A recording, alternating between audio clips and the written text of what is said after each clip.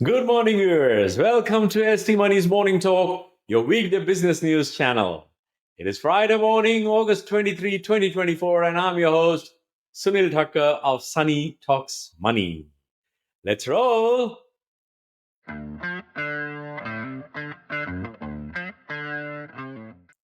All three major US stock indexes lost ground on Thursday, weighed by technology shares as Treasury yields rose on easing recession fears and global central bank officials convened at the Jackson Hole Economic Symposium.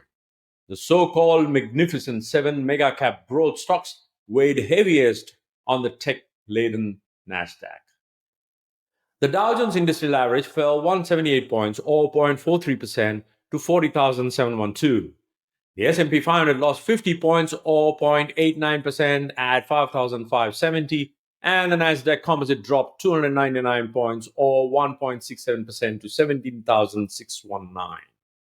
The small stocks index Russell 2000 was down 21 points, or 0.95%, at 2,150. Though there is no catalyst for Thursday's sell-off, investors are a bit nervous ahead of U.S. Federal Reserve Chair Jerome Powell's Jackson Hole speech today.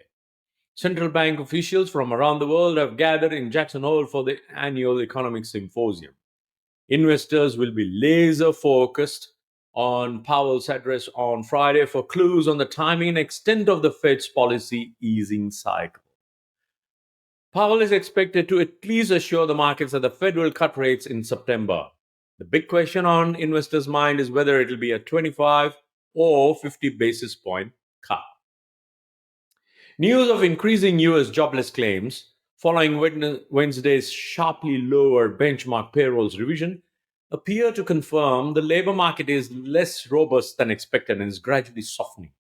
This soothed recession fears while bolstering the case for a 25 basis point rate cut at the Fed's upcoming September policy meeting. That sentiment was echoed in remarks on Thursday from Kansas City Fed President Frank Smith, Boston Fed President Susan Collins, and Philadelphia Fed President Patrick Harker, all of whom indicated that the rate cutting phase is shortly forthcoming. The CBOE Volatility Index, often viewed as a barometer of investor anxiety, breached 18, the highest intraday reading in a week, before settling at 17.56. Among individual stocks, Snowflake raised its forecast for full year product revenue.